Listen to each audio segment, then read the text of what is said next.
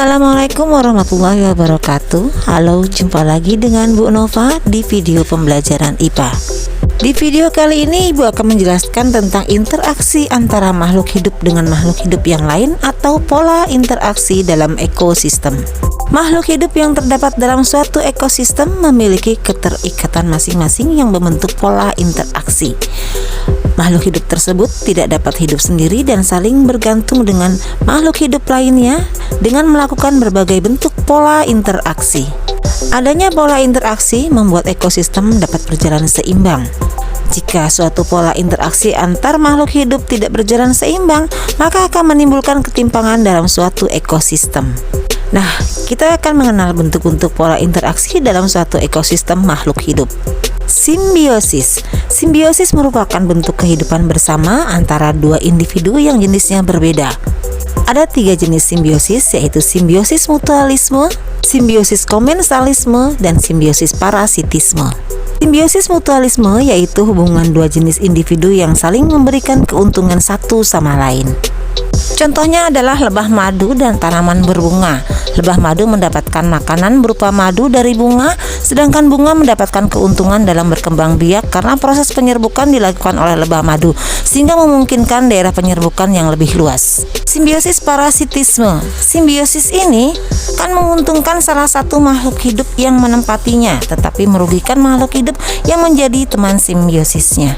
Contohnya adalah tumbuhan tali putri. Tumbuhan ini tidak memiliki klorofil atau zat hijau daun yang diperlukan untuk proses fotosintesis, sehingga tumbuhan ini menempelkan dirinya pada tumbuhan lain untuk mengambil sari-sari makanan. Simbiosis komensalisme. Dalam interaksi ini, salah satu organisme mendapatkan keuntungan sedangkan yang lainnya tidak mendapatkan keuntungan ataupun kerugian. Contohnya adalah anemon laut dengan ikan badut. Ikan badut memiliki zat yang melapisi tubuhnya sehingga kebal dengan sengatan anemon laut. Sementara ikan badut tinggal di sela-sela anemon untuk mencari perlindungan dari predator. Anemon tidak mendapatkan gangguan atau keuntungan dari hal ini. Interaksi berikutnya adalah antibiosis. Antibiosis adalah interaksi antara makhluk hidup di mana makhluk hidup yang satu menghambat pertumbuhan makhluk hidup lainnya. Contohnya adalah jamur penicillium. Jamur ini menghambat pertumbuhan beberapa jenis bakteri sehingga tidak bisa berkembang biak di sekitarnya. Jamur ini digunakan oleh manusia sebagai obat antibiotik dengan nama penicillin. Kompetisi, yaitu interaksi antara dua organisme yang saling bersaing untuk mendapatkan atau memperebutkan sebuah hal yang sama. Predasi adalah interaksi antara mangsa dan pemangsa dalam sebuah ekosistem. Interaksi ini menjaga keseimbangan jumlah pemangsa dan mangsa dalam sebuah ekosistem. Contohnya adalah singa dengan zebra di padang rumput.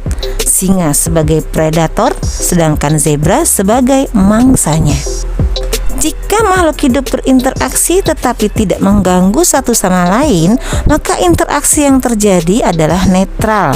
Mereka hanya hidup di dalam ekosistem yang sama, tidak ada persaingan dan mangsa-memangsa dalam interaksi ini. Dalam suatu ekosistem terdapat interaksi antara makhluk hidup yang menghasilkan aliran energi dan siklus materi. Setiap makhluk hidup membutuhkan energi dan nutrisi berbeda bergantung pada kondisi dan tempat. Makhluk hidup juga dapat saling memangsa satu sama lain. Hubungan makan dan dimakan itulah yang disebut rantai makanan. Rantai makanan ini adalah urutan letak makhluk hidup dalam mendapatkan makanan yang mereka butuhkan untuk bertahan hidup dalam suatu ekosistem.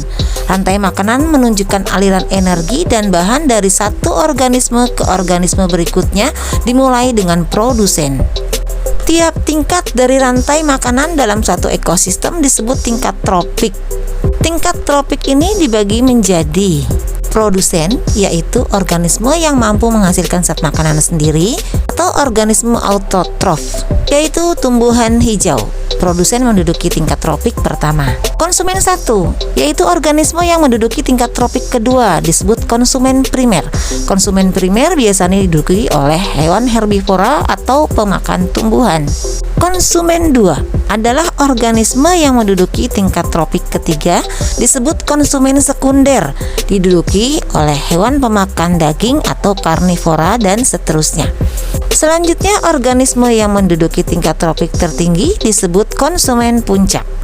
The composer yaitu organisme pengurai yang membentuk mata rantai terakhir dalam rantai makanan. Mereka memecah hewan dan tumbuhan yang mati dan mengembalikan nutrisi penting ke tanah. Rantai makanan menunjukkan hubungan antara produsen, konsumen, dan pengurai. Menunjukkan siapa yang memakan siapa dengan tanda panah. Tanda panah berfungsi untuk menunjukkan pergerakan energi melalui rantai makanan. Perhatikan gambar rantai makanan pada ekosistem sawah berikut ini. Terjadi proses makan dan dimakan dalam urutan tertentu, yaitu rumput dimakan belalang, belalang dimakan katak, katak dimakan ular, dan jika ular mati akan diuraikan oleh bakteri dan jamur yang berperan sebagai dekomposer menjadi zat hara yang akan dimanfaatkan oleh tumbuhan untuk tumbuh dan berkembang. Dengan demikian, pada rantai makanan tersebut dapat dijelaskan bahwa padi bertindak sebagai produsen, belalang sebagai konsumen pertama, katak sebagai konsumen kedua, ular sebagai konsumen puncak, jamur dan bakteri sebagai dekomposer. Dalam rantai makanan laut ada produsen khusus yang berbeda dengan rantai makanan darat. Produsen tersebut adalah tanaman mikroskopis kecil yang disebut fitoplankton. Biasanya zooplankton atau binatang kecil dalam air akan memakan fitoplankton, lalu binatang lain yang lebih besar akan memakan zooplankton.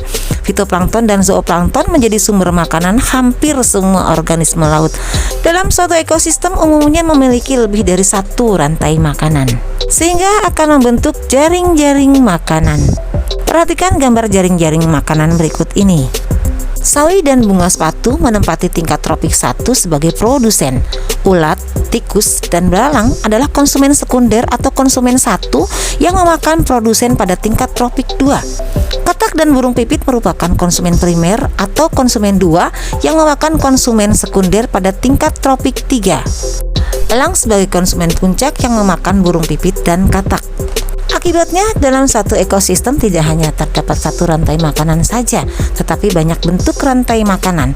Rantai-rantai tersebut saling berhubungan antara satu dengan yang lain. Itu disebut jaring-jaring makanan. Coba kalian buat ada berapa rantai makanan yang terbentuk pada gambar jaring makanan tersebut. Piramida makanan. Istilah piramida makanan adalah model yang menunjukkan aliran energi dari satu tingkat tropik ke tingkat tropik berikutnya di sepanjang rantai makanan. Perhatikan gambar piramida makanan berikut ini. Apabila katak pada contoh piramida makanan tersebut dihilangkan, apa yang akan terjadi? Kemungkinan adalah jumlah belalang akan meningkat karena tidak ada pemangsanya. Begitu pula jika jumlah ular berkurang karena tidak ada makanan, belalang akan banyak yang mati karena jumlah rumput tidak bisa memenuhi kebutuhan makanan belalang yang jumlahnya bertambah banyak. Dari ilustrasi tersebut, sebuah ekosistem akan seimbang dan terjaga kelestariannya apabila jumlah produsen pada tingkat tropik 1 lebih banyak daripada jumlah konsumen 1. Begitu pula jumlah konsumen 1 harus lebih banyak daripada konsumen 2, dan seterusnya. Keadaan tersebut dinamakan piramida makanan. Nah, sekarang kalian sudah tahu kan apa saja interaksi yang terjadi antara makhluk hidup yang satu dengan makhluk hidup yang lain. Ada simbiosis, antibiosis, kompetisi, predasi, dan netral. Bahkan kalian juga sudah mengenal apa itu rantai makanan, jaring-jaring makanan, dan piramida makanan. Demikian pembahasan kita kali ini. Semoga apa yang sudah Ibu jelaskan bermanfaat bagi kalian. Wassalamualaikum.